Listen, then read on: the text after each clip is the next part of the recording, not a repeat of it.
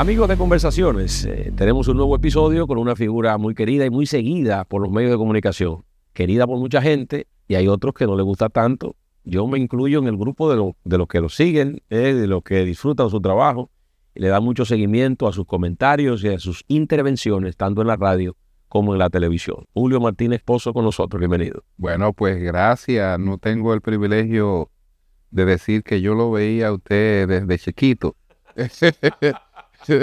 sino que grande, ya yo lo veía a usted chiquito en la televisión. Yo quiero comenzar la entrevista. Con la cosa de Robertito. Así es. Yo quiero comenzar la entrevista quizás al revés, y no tanto con temas de actualidad. Veo a sus hijos muy enfocados en el tema de la comunicación. Esa responsabilidad de padre, y quizás usted hacía la referencia de las cosas de Robertico, porque hay una herencia directa también con lo que mi padre hizo en la televisión. Ahora estoy en la actividad política, con una carrera también dilatada que tuvo en la actividad política, pero usted tiene herederos ya en los medios de comunicación. Esa relación con sus hijos, que ya son profesionales de la comunicación, tuve el privilegio de visitar su programa de radio hace unos días y veo con la determinación, el empuje, la seriedad con que han asumido este rol. ¿Usted como padre qué piensa? Bueno, yo tengo 5 hijos y ellos, los mayores han hecho distintas carreras, pero desde luego que también se han sentido atraídos por la comunicación. El mayor estudió comunicación y diplomacia. El segundo estudió Derecho, no participa tan activamente en los medios de comunicación, solo cuando tiene que intervenir sobre el temas jurídicos. Y el tercero, pues, estudió Administración Pública, pero también ha hecho maestría en comunicación y le gusta la comunicación. Luego hay 2 que están en las universidades, pero también una de ellas ya inclinada a la comunicación, aunque estudia Derecho. Entonces, yo creo que eso se da de manera natural. Yo siempre he insistido en una formación más o menos completa. Al fin y al cabo en la vida la gente no sabe de lo que termina viviendo. Entonces, lo que hay que prepararse bien, y ellos se han preparado bien, gracias a Dios. Julio, aquí vemos una figura que se ha consagrado en los medios de comunicación y probablemente mucha de la gente que nos sintoniza en este momento ven el resultado de un hombre de muchos años, muchas décadas ya, en los medios de comunicación con la rigurosidad de un trabajo. Pero hay un proceso ahí, Julio, que la gente desconoce y sobre todo los jóvenes nuevos en estos ambientes de la comunicación no ven el nivel de preparación, el nivel de formación, el nivel de sacrificio. Tantos años de esfuerzo. ¿Cómo puedes resumir en breves palabras este trajín de tantas décadas de esfuerzo, de sacrificio para estar a la altura de la expectativa que se crea la gente? Si lo dijo Julio, parece que debe ser cierto, o yo concuerdo con lo que digo, o no estoy de acuerdo, pero eso conlleva una elaboración y una preparación para estar siempre en el debate y la discusión de los temas. Ese proceso, ¿cómo lo reflexiona? Bueno, hay una clave. Yo no doy absolutamente nada por sabido, ni siquiera temas que he tenido la oportunidad de vivirlo personalmente. Yo siempre creo en la necesidad de estudiar las cosas, porque cuando tú las revisas y la ves desde otra óptica, te encuentras con, digamos, visiones nuevas que añadir. Entonces, lo que he tratado siempre es de hacer eso, de estudiar y de luego poder darle un enfoque a las cosas que la gente la entienda, porque creo mucho en eso que planteó Jackie Núñez del Risco. Es decir, yo me aparezco todos los días con una claridad en mis ideas. Yo tengo claro cuál es el mensaje, hacia dónde voy. Voy a improvisar las palabras, como decía el maestro Jackie. A veces sale mejor, o otras veces, pero siempre respetando con un nivel de preparación. Tú sabes que este tipo de actividad solía desarrollarse con la gente más o menos improvisando en la manera de informarse. Déjame ver qué pasó hoy, cuál es la situación, etcétera. Y sobre esa improvisación, pues se desarrollaba el trabajo. Yo creo que sobre todo la radio es muy espontánea. Siempre hay que estar en capacidad de poder caerle atrás cualquier situación, pero tú tienes que llevar una agenda. Tienes que llevar una agenda y tú tienes que tener una serie de cosas claras. Y también conocer que probablemente todo el que está escuchando un comentario conoce ya de los hechos de lo que tú le vas a hablar. Entonces, si conoce de los hechos de lo que tú le vas a hablar, lo que está esperando es que tú le vas a aportar, cuál es el valor agregado que tú le das a esos hechos. Y de repente, pues, tú apareces con una mirada que tal vez esa persona no había contemplado. Claro. Y bueno, no sentirte tampoco que tú eres el dueño de la verdad, tú no eres infalible. Hay que estar siempre abierto a las correcciones y sobre todo en cada etapa estar pendiente de los desafíos. Ahora, por ejemplo, estamos frente a los desafíos de la inteligencia artificial, pero siempre con el desarrollo de las tecnologías de las comunicaciones hemos estado pendientes de algún desafío. Las creencias a veces de que las actividades van a ser desplazadas, que van a ser sustituidas, y no siempre ocurre así. Lo que ocurre con muchas cosas es que hay nuevas formas de hacerla y de plantearla. Julio, en este mundo de las fake news, en este mundo de la posverdad, ¿cómo construir credibilidad pública? ¿Cómo llegar al punto de que la gente asuma como bueno y válido en la mayoría de los casos que lo que Julio dice tiene razón, que lo que Julio dice por algo lo dijo? Llegar a esos niveles, ¿cómo se construye eso en un ambiente de tanta información donde hay una cantidad increíble de data disponible que hace que uno se vuelva mucho más escéptico y sea hasta contradictorio? Un político demócrata estadounidense, digo ya hace algunos años, Pat Moynihan se llamaba, y él decía que todos tenemos derecho a nuestras propias opiniones. Yo tengo derecho a mis propias opiniones. Ahora, lo que yo nunca me siento con derecho, ni me voy a consentir el derecho, es a crear mis propios hechos. Entonces, de frente a los hechos, lo más objetivo posible. Y digo lo más objetivo posible porque lo que uno entiende que es la verdad no es más que un intento de interpretación de la realidad. Entonces, ese intento de interpretación de la realidad hay que hacerlo con la mayor proximidad a esa realidad posible. Y bueno, a partir de esa realidad, hacer las conexiones, que es en lo que consiste realmente el análisis, porque una cosa son los acontecimientos sueltos. Los acontecimientos sueltos lo verifica cualquiera. Por eso, cuando se entendía con la tecnología, por ejemplo, el desarrollo de los teléfonos inteligentes, Sí.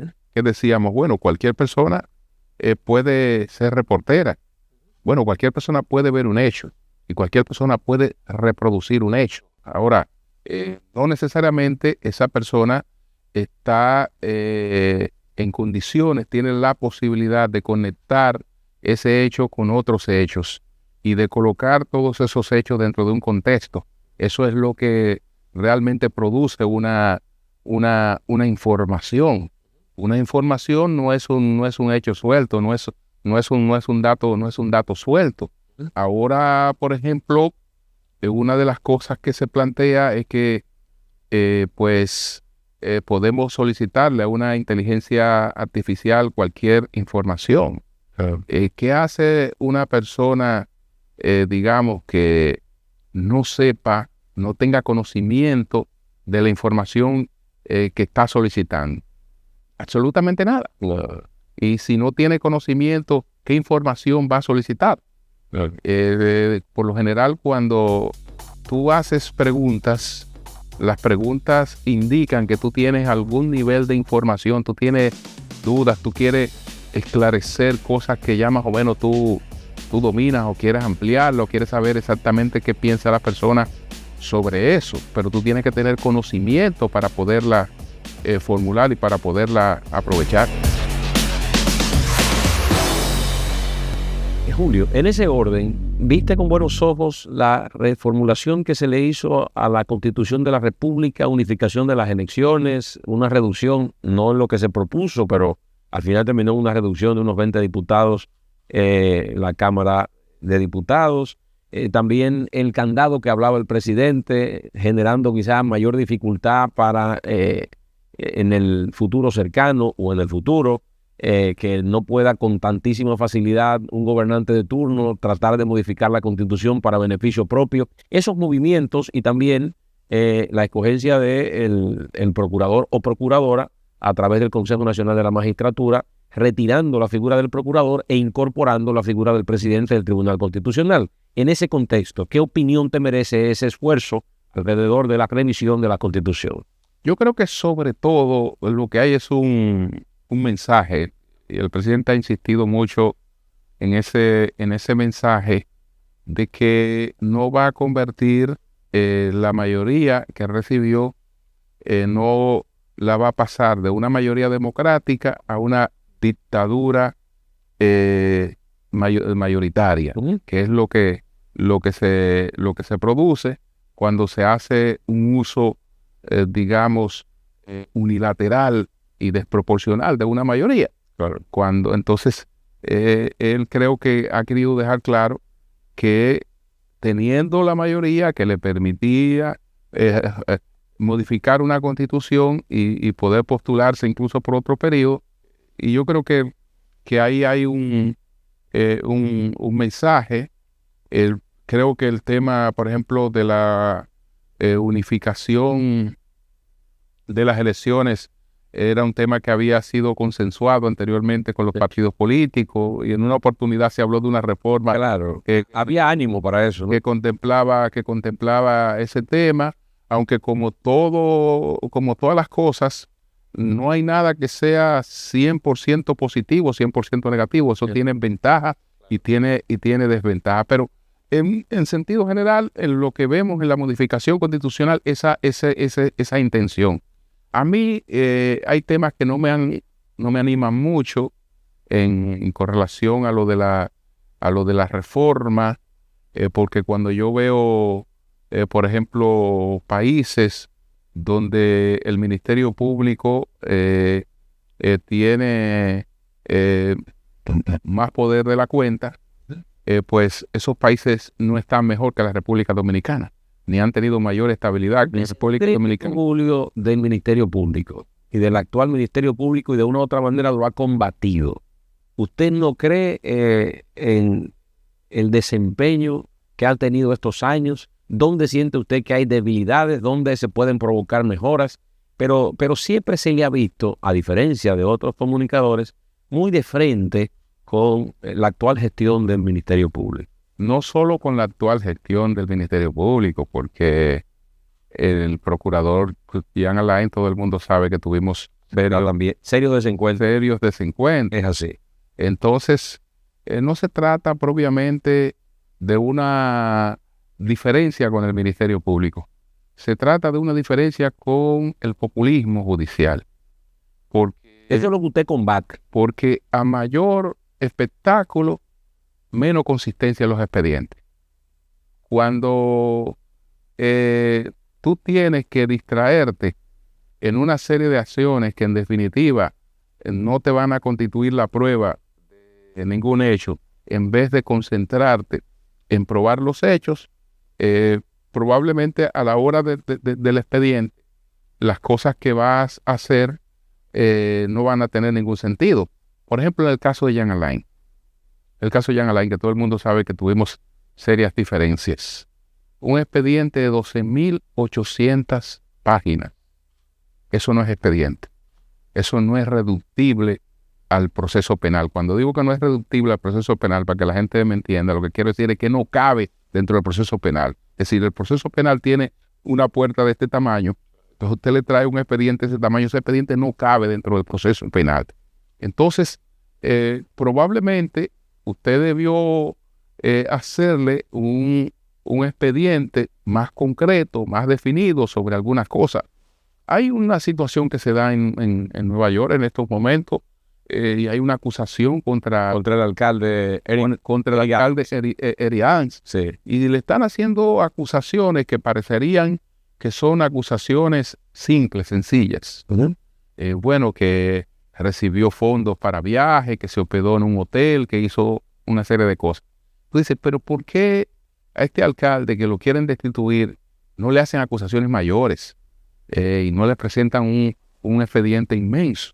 No, porque ellos se concentran en las cosas que pueden probar. Ellos probablemente entiendan que él hizo muchísimas cosas mayores, pero no la pueden probar. Entonces se concentran en lo que verdaderamente a condenarlo, se concentran en lo que pueden probarlo. Entonces, aquí hemos tenido una tradición que no es de este Ministerio Público. No es de este Ministerio Público. Eso yo tengo, muchos años cuestionándolo. Cualquier expediente que involucra a un funcionario público abarca la totalidad del presupuesto que el funcionario público ha manejado. La totalidad. Es decir, cuando una persona manejó 10,000 millones de pesos y en un expediente se le va a acusar de malversar 10,000 millones de pesos, quiere decir que no se ha podido probar la suma que malversó realmente. Claro. Entonces, es ese tipo de cosas. No obstante, yo reconozco también el papel que ha hecho el Ministerio Público y sobre todo, que no ha habido un ejercicio de chantaje en términos personales, en términos de buscar beneficios personales o enriquecimiento ilícito. No, nada de eso. Eso está fuera nada de eso, nada de eso. Ahora, el presionar a otras personas para que declaren o para buscar la condena de otros, eso sí.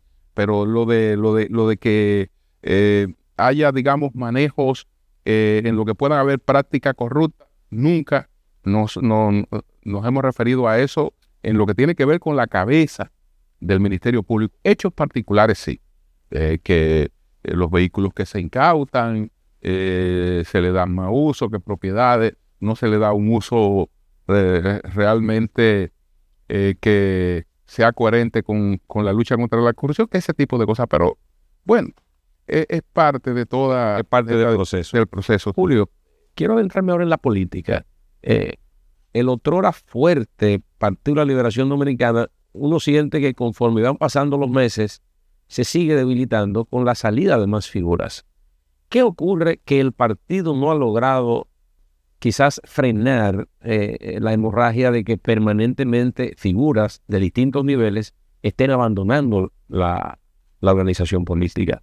Inclusive hay figuras como Francisco Javier García que con mucha antelación han hablado de proyectos presidenciales y han estado reuniendo parte de la matrícula y de la estructura. El partido habla de un congreso que habrá de escoger su comité central y comité político, pero al final uno siente que las fuerzas PLDistas lucen muy diezmadas. ¿Eso tiene el origen en qué? ¿En la presidencia del ex presidente Danilo Medina? ¿En el manejo interno ahí? ¿Qué elementos ocurren para ver a un PLD tan disminuido hoy día? Bueno, sí, afectado por el proceso de división que vivió y que lo desalojó del poder, más muchos otros errores. Creo que ellos no encararon el tema de las acusaciones de corrupción, desde luego, no necesariamente involucrándose, pero fueron un poco tímidos porque no se percataron de cuánto eso terminaría drenando la imagen de la organización. Ahora hay que esperar que pase el Congreso que está realizando, porque una de las cosas que plantea la coyuntura en la que estamos es que creo que lleva a muchos sectores hacer una mayor conciencia de la necesidad del equilibrio político. Me imagino que muchos empresarios preferirían tener una situación un poquito más equilibrada. Eso favorece a los partidos de oposición, porque yo creo que la sociedad va a jugar a mayor equilibrio y probablemente reciban ahora mayor apoyo que el que recibieron en coyunturas anteriores. El caso de la Fuerza del Pueblo, ¿qué visión tienes sobre el partido en esta coyuntura política? Bueno, el partido está muy bien, el partido Fuerza del Pueblo está muy bien, pues el partido Fuerza del Pueblo posicionó al doctor Leonel Fernández con el porcentaje que alcanzó en las elecciones. Es indiscutible que es un candidato que está definido.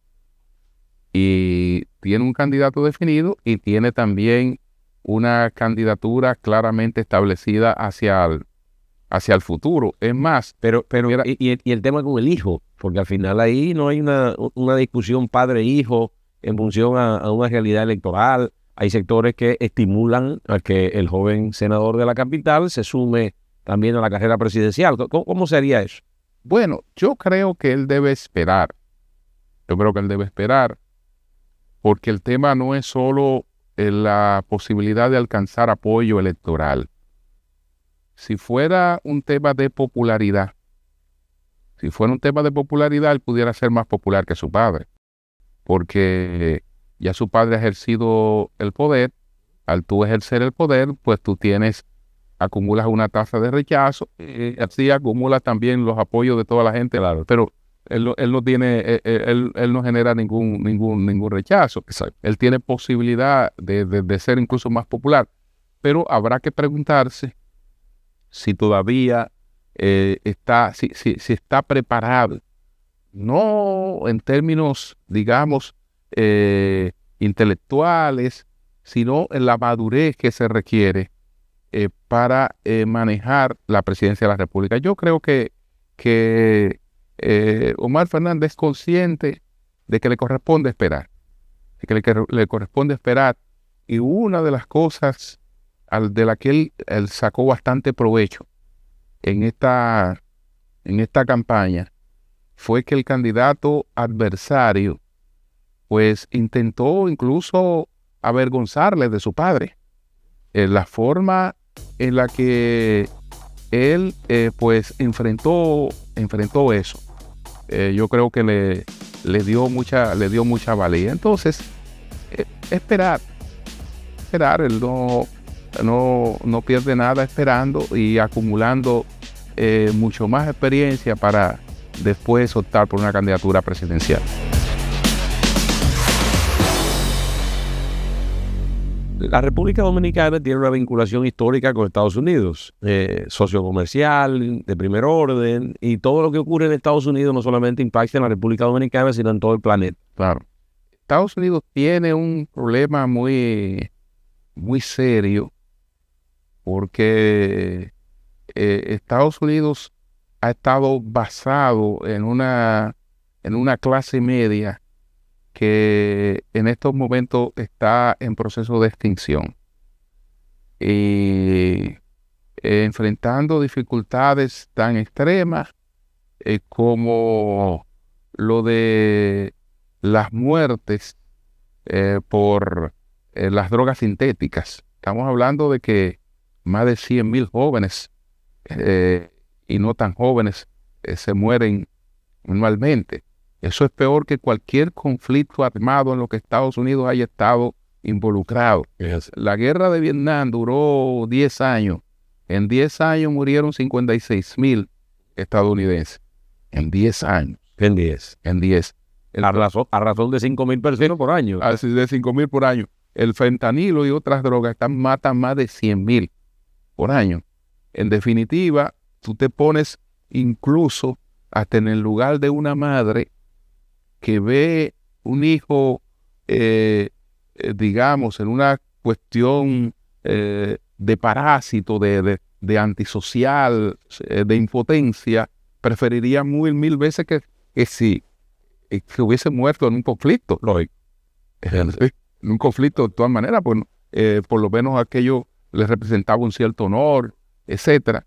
Entonces, eso por esa parte. Por la otra parte, Estados Unidos se creyó un mensaje de que como habíamos llegado a la era postindustrial y a la sociedad del conocimiento, el solo hecho de tú tener el conocimiento te daba un mantenimiento del poder y permitió la deslocalización de sus empleos.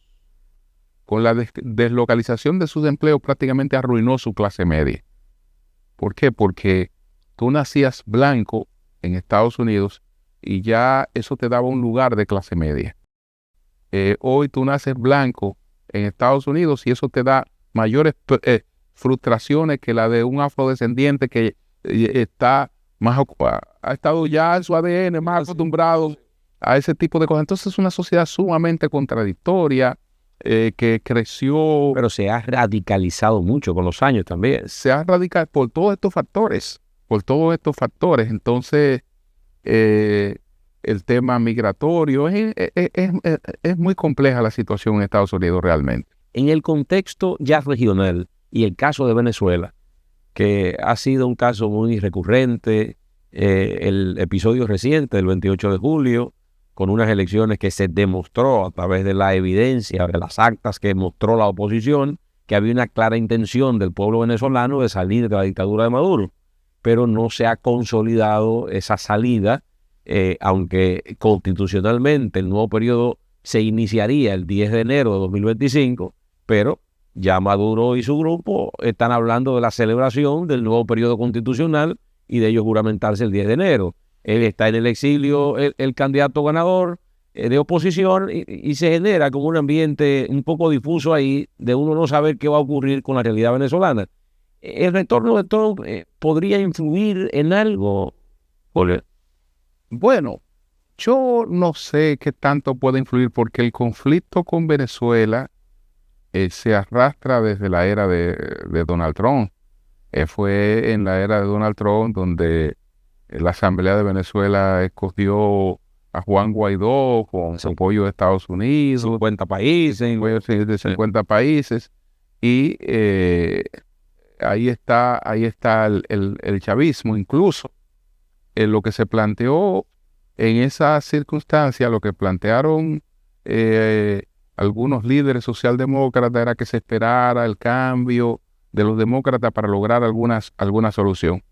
Biden ha tenido una política ambivalente con Venezuela después de la situación con Ucrania, pues le ha dado apoyo a Venezuela, le ha dado cierta apertura a Venezuela, entendiendo que se iban a producir algunos cambios y esos cambios no se han producido. Dudo que Estados Unidos quiera, digamos, producir una intervención militar en Venezuela, que es lo que puede dar al traste con lo que ocurre allí. Julio, en esa mirada internacional, le he dado mucho seguimiento en las últimas semanas a Pedro Sánchez y España. El Partido Socialista Obrero Español ha entrado en una fase de cuestionamiento donde ya llega la información de Economist y otras agencias internacionales. Bloomberg acaba también de emitir un comunicado, un artículo, hablando de que está la corrupción permeando el gobierno y que le genera un nivel de inestabilidad a ese gobierno de Pedro Sánchez. ¿Tú tienes alguna reflexión? Porque evidentemente los dominicanos con el tema de España también tienen algún nivel de cercanía. ¿Le has dado seguimiento a esa figura de Pedro Sánchez? Claro, la manera de gobernar. El problema de España, que no es un problema, pero es su sistema electoral que es distinto al nuestro. Sí, parlamentario. Porque Pedro Sánchez está gobernando después de haber perdido unas elecciones. Sí. O sea, entonces, es una cosa sí, que uno no dice, no puede ser. Entonces, si tú formas nuevo gobierno después de perder unas elecciones, lo que quiere decir es que tú, a partir de ahí, lo que continuará arrastrándose será impopularidad. Impopularidad y problema. Y problema, porque la gente sabe que tú no alcanzaste esa posición con legitimidad y hubo de hacerse sobre la base de muchas alianzas. Entonces, ese sistema parlamentario tiene esas complejidades que un partido puede ganar las elecciones, pero no tiene la garantía de poder formar el gobierno. España está afectada por lo que los socialistas llaman un cordón sanitario. El cordón sanitario es que pese a que el PP y las fuerzas de derecha ganen unas elecciones, difícilmente pueden formar gobierno. Y eso es una situación complicada. Eso es complejo. Julio, tú que eres un hombre muy estudioso y que llevas la realidad dominicana y que la puedes palpar, ¿tú sientes que en estos tiempos se hace muy difícil gobernar? Yo creo en comparación con otras épocas, digo. Yo creo que es diferente gobernar. No más difícil, sino diferente. No creo que sea más difícil. Yo creo que es diferente gobernar. Y bueno, yo creo que gobernar entendiendo que hay que escuchar constantemente a la sociedad y que hoy el poder está mucho más fragmentado. El poder hoy no es el Congreso, el poder hoy no es el Poder Ejecutivo. Los distintos niveles de la sociedad representan algún tipo de poder y todo eso un gobernante tiene que vivirlo consensuando sin apartarse desde luego de sus planes, porque en definitiva si tú no ejecutas un plan y vive solamente atendiendo las crisis coyunturales, las situaciones coyunturales, se pasa el tiempo y no puedes entregar una obra. Hablamos de la política dominicana, hablamos del PLD, hablamos de la Fuerza del Pueblo, pero ¿qué reflexión tú tienes sobre el PRM, el partido de gobierno? Y el presidente formalmente nos sigue en un nuevo periodo constitucional más allá del 2028. ¿Qué pasaría con un partido con vocación de poder y con gente joven, vigorosa, que quiere seguir en la actividad política y acceder a Luis Abinader? Bueno, eso es el mensaje que ha dado el presidente. Era bueno en el sentido de que, bueno, yo no voy ni voy a usar esa mayoría para eso, para variar las cosas. Y ese mensaje está claro. ¿Sí? Sin embargo, eso ha sido inusual en la política, porque el presidente siempre acostumbraba a mantener cierta expectativa, cierta amenaza, pero ya en el PRM está claro que el futuro está configurado alrededor de otros aspirantes. Y ahí ya hay aspirantes que tienen bastante camino recorrido. Julio, tengo que irme, pero no quiero irme sin hablar brevemente de la satisfacción que te provoca el golf. Estar en contacto con la naturaleza. ¿Cuál es el elemento más representativo de ese deporte tan difícil?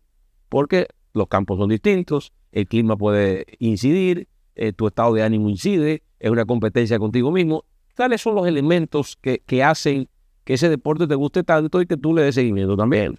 Yo lo empleo sobre todo como un instrumento de sociabilización. Okay. Yo creo que mi labor como comunicador se ha fortalecido mucho de todos esos vínculos que ha alcanzado con el deporte, porque realmente se desarrolla amistad, se desarrolla confianza, y el deporte de por sí es sumamente desafiante.